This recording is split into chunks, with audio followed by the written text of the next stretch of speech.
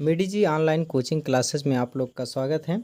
वैसे हम लोग देखते हैं कि साइंस की जो क्वेश्चन है, इम्पोर्टेंट क्वेश्चन जो आपको 10 क्वेश्चन लेके आए हैं, जिससे आपको क्या पता चलेगा कि आप कितना तैयारी कर रखे हैं। उसमें से आपको अपनी परख होगी, अपनी तैयारी की क्या करें खुद जांच कर पाएंगे। यहाँ पर हम लोग क्वेश्चन को देखते हैं, क्वेश्चन को रीड करेंगे। क्वेश्चन को रीड करने के बाद उसमें से ऑप्शन को चेक करिए, लगाइए, उसके बाद कमेंट में उसके आंसर को बताते रहिए। देखते हैं हम लोग। पहला क्वेश्चन कह रहा है कि पराग कणों का परागकोश में वर्तिकाग्र तक स्थानांतरण स्थानांतरण कहलाता है। पहला क्वेश्चन है, पराग कणों का परागकोश से वर्तिकाग्र तक स्थानांतरण कहलाता है। तो पराग जो कण होते हैं वह कहाँ पाए जाएंगे? पराग कोश से, वह पराग कोश में पाए जाते हैं। जैसे हम लोगों ने देखा है, हम लोगों ने ये समझेंगे कैसे कि यहाँ पर हम लोग ये कहेंगे कि मादा जननांग नर जननांग, ये पुष्प के दो भाग होते हैं, नर जननांग मादा जननांग। और उसमें जो पुष्प में जो नर जननांग है, नर जननांग और मादा जननांग, नर जननांग क्या होता है? नर वाला जो होता है वो पुरुष जननांग को नर जननांग कहते हैं, और जो स्त्री के जननांग होते हैं उसे क्या बोलते हैं? स्त्री केसर भी बोलते हैं, या उसे जायांगी भी बोलते हैं। पुरुष वाले भाग को पुमंग भी कहते हैं। तो ये कह रहा है, यहाँ चित्र में देख पाएंगे। अब इसमें से ये क्वेश्चन, ये इसमें से कह रहा है कि ये पराग कोश होता है। पराग कोश जो होता है पुरुष वाला भाग होता है, मतलब पुमंग का भाग होता है। और जो ये आप देख रहे हैं जायांग, जायांग क्या है? स्त्री वाला भाग होता है। जो स्त्री के भाग में, स्त्री वाले जो भाग होता है, उसी स्त्री वाले भाग में देखिएगा, ये आप देख रहे हैं, ये आपके क्या है? ये आपका पराग कोश है। इसी पराग कोश में ये जो थैलीनुमा संरचना है, इसी में क्या होता है? इसी में पाया जाएगा, क्या पाया जाता है? पराग कोश पाए जाते हैं। और ये पराग कोश जो होते हैं, ये जो यहाँ पे पाए जाते हैं, ये पराग कोश यहाँ से ये वर्तिकाग्र है, इसमें प्रवेश करेंगे, ये इसमें आगे प्रवेश करेंगे, तो इसी को बोलते हैं, इसी को कहते हैं क्या? इसी को बोलते हैं परागण। इसी को बोलते हैं परागण कहते हैं। तो ये कहलाता है। इसमें से ऑप्शन मेरा कौन सा सही होगा? परागण सही होगा। इसमें से ऑप्शन कौन सही होगा? परागण आंसर सही होगा। तो ये पहला क्वेश्चन था। इस तरह हम लोग देख पाएँ कि पराग कणों का परागकोश से वर्तिकाग्र में स्थानांतरण का कहलाता है? परागण कहलाता है। आइए को दूसरा क्वेश्चन रीड करते हैं। दूसरा क्वेश्चन में हम लोग कह रहे हैं पराग नली से नर युग्मक की संख्या होती है। दूसरा क्वेश्चन, पराग नली में नर युग्मक की संख्या होती है। तो ये संख्या होती है, ऑप्शन को देखिए, क्लिक बताइए कौन सा होगा इसमें से कौन सा सही होगा? तो इसमें 1 2 3 4, इसमें सही आंसर है हमारा बी वाला, दूसरा। मतलब पराग नली में नर युग्म की संख्या कितनी होती है? 2 होती है। अगला क्वेश्चन तीसरा क्वेश्चन की तरफ। तीसरे क्वेश्चन को हम लोग पढ़ते हैं। इसमें थोड़ा सा लिखा ये गलत है। इसमें यहाँ पर होता है दी निषेचन विशेष लक्षण है, ये नहीं होगा। मतलब दी निषेचन विशेष लक्षण है। दी निषेचन क्या है? विशेष लक्षण है, ये नहीं होगा। और यहाँ पर क्या होगा? दी निषेचन, यहाँ पर हमारा क्या होगा? दी निषेचन होगा। तो दी निषेचन विशेष लक्षण है, किसका? दी निषेचन जो है लक्षण है, विशेष लक्षण है, किसका विशेष लक्षण है?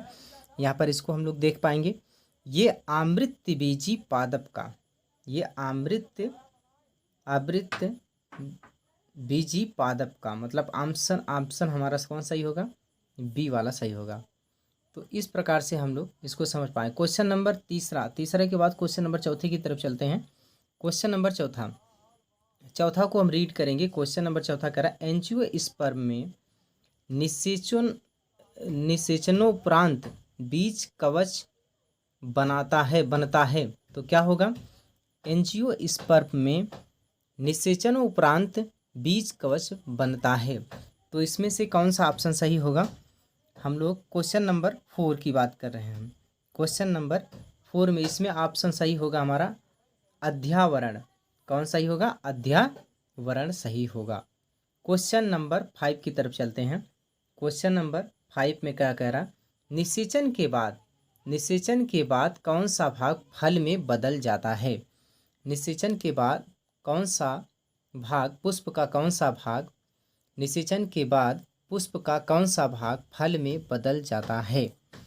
निषेचन के बाद पुष्प का कौन सा ऐसा भाग है जो फल में परिवर्तित हो जाता है, फल में बदल जाता है, वह कौन सा भाग होता है। इसमें पुंकेसर पुरुष का भाग, वर्तिकाग्र स्त्री, और अंडाशय ये भी स्त्री का भाग होता है। एक ऑप्शन और होगा डी जो बीजांड है। तो हम लोग इसमें से क्या होगा कि निषेचन के बाद पुष्प का कौन सा भाग फल में बदल जाएगा, वो हमारा ऑप्शन सही होगा अंडाशय। इसमें से कौन सही होगा, अंडाशय सही होगा आंसर। अंडाशय क्या होगा, हमारा सही आंसर होगा। इस तरह से क्वेश्चन नंबर 6 की तरफ चलते हैं। क्वेश्चन नंबर 6वें की तरफ चलते हैं। हाँ, यहाँ पर देख सकते हैं कि जो बीजांड कहाँ, ये हमारा अंडाशय कौन सा है।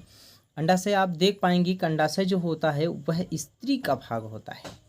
किसमें, पुष्प की बात हो रही, पुष्प में 2 भाग होते हैं।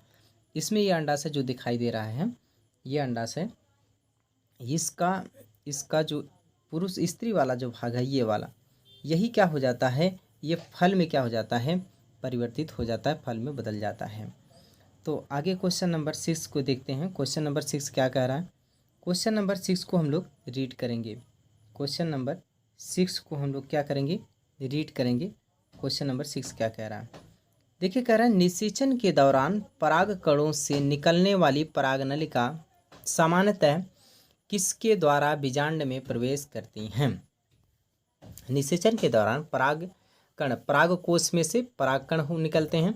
ये जो परागकण से निकलने वाली जो परागनलिका है, सामान्यतः किसके द्वारा बीजांड में प्रवेश करती हैं, किसके द्वारा बीजांड में प्रवेश करती हैं। ऑप्शन है अध्यावरण, कौन सा, अध्यावरण। दूसरा ऑप्शन है हमारा कौन सा, बीजांड का है।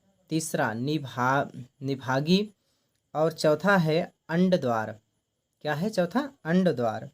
तो इसमें से ऑप्शन हमारा कौन सा सही होगा, इसमें से देखेंगे अंडद्वार हमारा सही आंसर होगा। कौन सा, अंडद्वार हमारा क्या होगा, सही आंसर होगा। चलिए क्वेश्चन नंबर 7वां की तरफ चलें। क्वेश्चन नंबर 7वां की तरफ चलते हैं। क्वेश्चन नंबर 7 कह रहा है, निम्नलिखित में से कौन से मानव में मादा जनन तंत्र का भाग नहीं है। कौन सा मानव में क्या है, मानव में मादा जनन तंत्र का भाग नहीं है। इसमें से क्वेश्चन नंबर 7वां की बात करें तो इसमें से 4 ऑप्शन है, अंडाशय, गर्भाशय, शुक्रवाहिनियाँ और है डिंब वाहिनी। तो आपसे इसमें से देखेंगे कौन सा ऐसा है कि मानव के में नहीं होता, शुक्रवाहिनियाँ।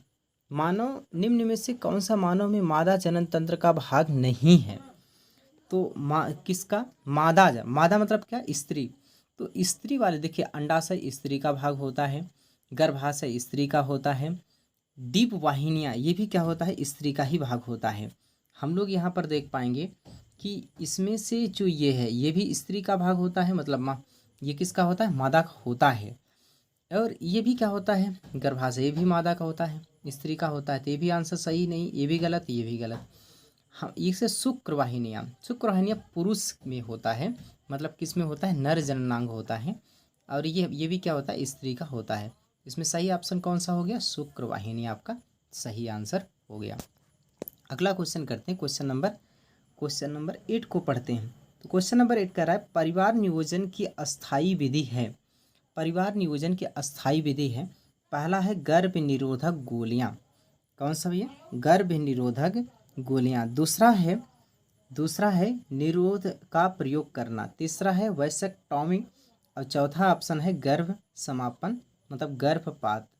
तो इसमें से सही आंसर जो होगा हमारा कौन सा होगा, अस्थाई परिवार नियोजन का होता है वैक्सेक्टॉमी होता है। क्वेश्चन नंबर हम लोग 9 पढ़ेंगे। क्वेश्चन नंबर 9, मुकुलन पाया जाता है। मुकुलन पाया जाता है, कहेंगे जो छोटे जीव होते हैं उसमें क्या होता है, समुद्री जीवों में, वैसे में छोटे जीवों में वो एक उभार उत्पन्न होता है जिसे मुकुल कहते हैं। और यही मुकुल क्या होता है, एक नया जीव धारण करता है जिसे क्या बोलते हैं, मुकुलन कहते हैं। तो मुकुलन जो पाया जाता है वह किस में पाया जाता है, वह हाइड्रा में पाया जाता है। तो इसका सही आंसर होगा कौन सा? हाइड्रा होगा। इसका सही आंसर हाइड्रा होगा। अगला देखिए क्वेश्चन नंबर 10 की बात करें।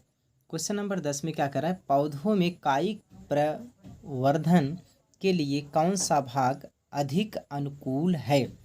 तो कौन सा भाग क्या होता है? अधिक अनुकूल होता है। इसमें से कौन सा भाग अधिक अनुकूल होगा? तो यहाँ पर हम लोग समझ पाएंगे क्वेश्चन। तना, जड़, प्रकलिका, पत्ती, इसमें से हमारा आंसर सही होगा तना। इसमें से हमारा आंसर कौन सही होगा? तना सही होगा। तो अगला क्वेश्चन लास्ट क्वेश्चन होगा। अगला क्वेश्चन लास्ट क्वेश्चन होगा डीएनए डीएनए डीएनए पाया जाता है। डीएनए पाया जाता है। तो डीएनए जो होता है ये कोशिका के जननांग में ये दो एक कली दी कली कोशिका जो विभाजन करके पढ़ते हैं, कोशिका के दो भागों में बांटा गया। एक कली, ये दी कली, उसके बाद उसमें विभाजन होता है। तो हम लोग किस में पाते हैं? जो डीएनए पाया जाता है ये nucleic acid, deoxy ribose nucleic acid, nucleic अम्ल जो होता है कोशिका द्रव्य में पाया जाता है। किसमें? कोशिका द्रव्य में पाया जाता है। तो हमारा ऑप्शन कौन सही होगा? ये ए सही होगा। ऑप्शन हमारा सही होगा, ए सही होगा। ऑप्शन हमारा ए सही होगा।